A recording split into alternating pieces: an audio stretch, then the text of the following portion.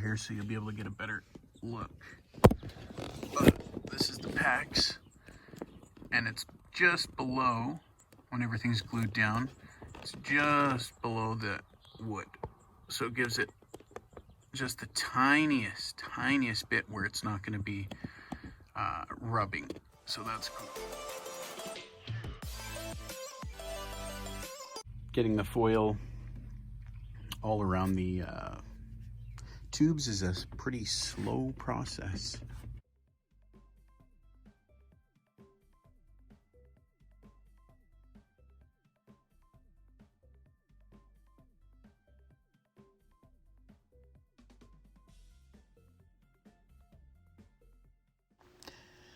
This is one of the first bends that I was able to do on the right side of the van.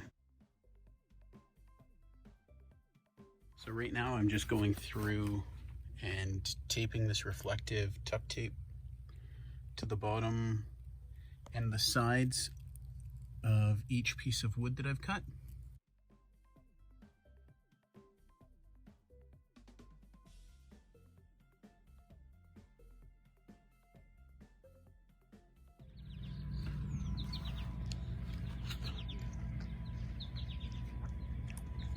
What do you think, Niblet? He thinks he should be barking. You like it? Follow a couple van conversion groups on Facebook, and I've reached out to a couple of the professionals and asked them their opinion when building this floor.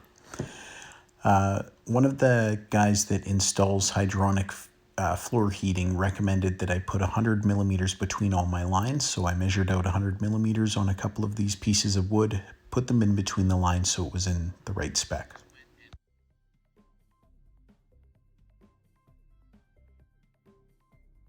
So I just went and picked up these heat transfer plates. So the 1/2-inch PEX piping sits inside of this, and then you lay it on the floor so that this surface area heats up the top of the floor.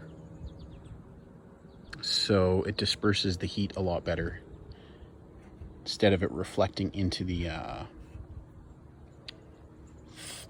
lower part of the floor, it'll send the heat upwards. So I'm going to get these. I purchased 60 of them. They're about 1 foot 8 inches long, so that should give me pretty good coverage for the floor.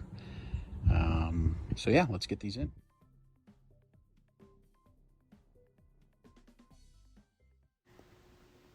The PEX piping goes back and forth in the van about 10 times. It looks like I'm averaging about a day per length. So here I am on the 4th day. Took me 4 days to get this far. So averaging about a day per length of line. Taking a little bit of time for sure. So I'm just cutting out all the separate little puzzle pieces.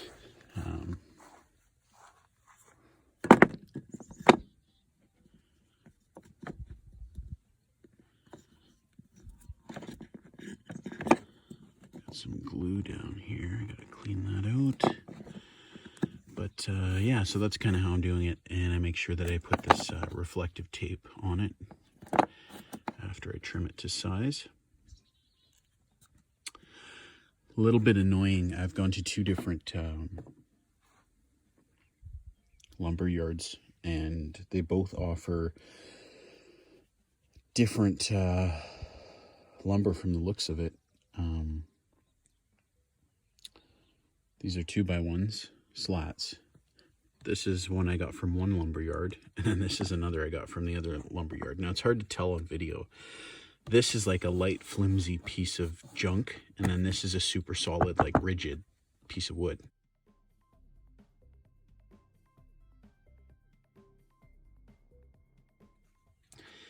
So this one also happens to be a little bit lower.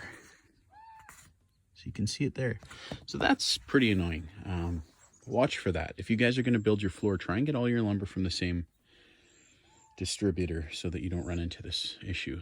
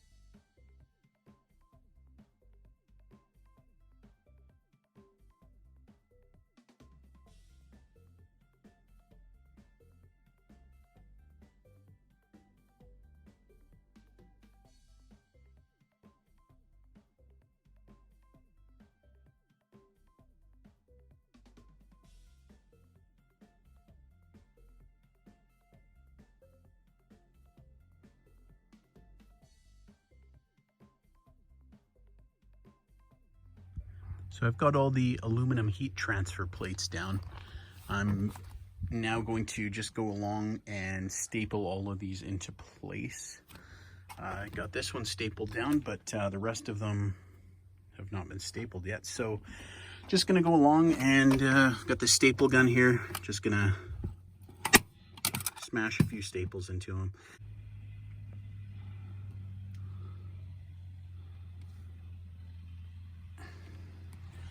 Aluminum tape on the sides and the lower part the whole way around.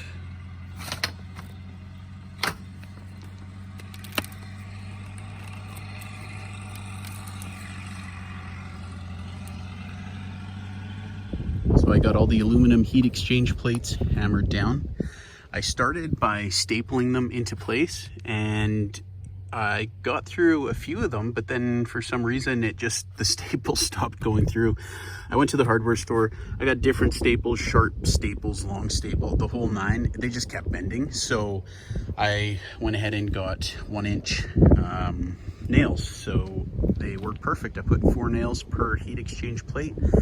You can see I put some more tape just to make sure that all of the piping stays in place. And this is ready to be boarded now. So biggest thing for me at this point is making sure that I map out where these lines are, because could you imagine building your van and having a nail go through one of these? That would not be fun.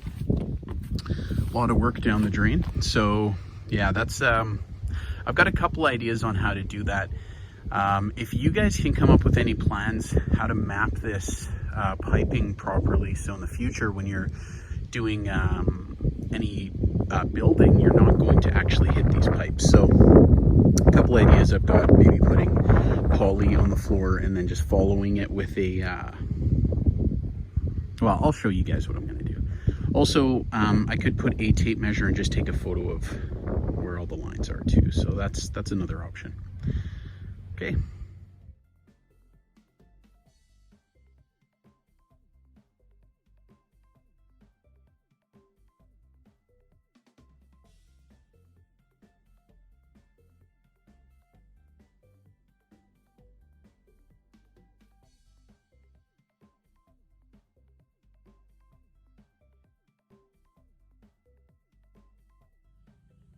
Just getting the top layers of plywood in here.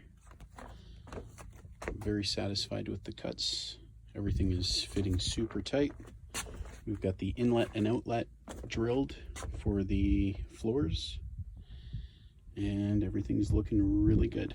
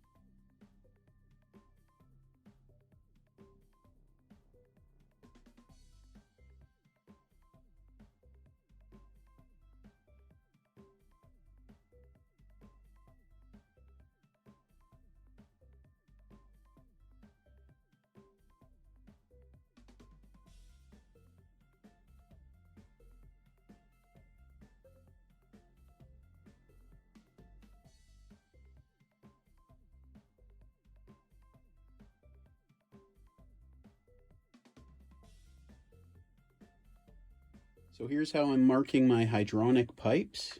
I've just taken some clear plastic poly. All this is actually a painter's protection thing. It's like $5. So I went along and I used my razor blade and then the thickest chisel Sharpie that I could find. It's working out really well. I've been able to mark all the lines, and I won't accidentally put a nail through one of my pipes, so that's great.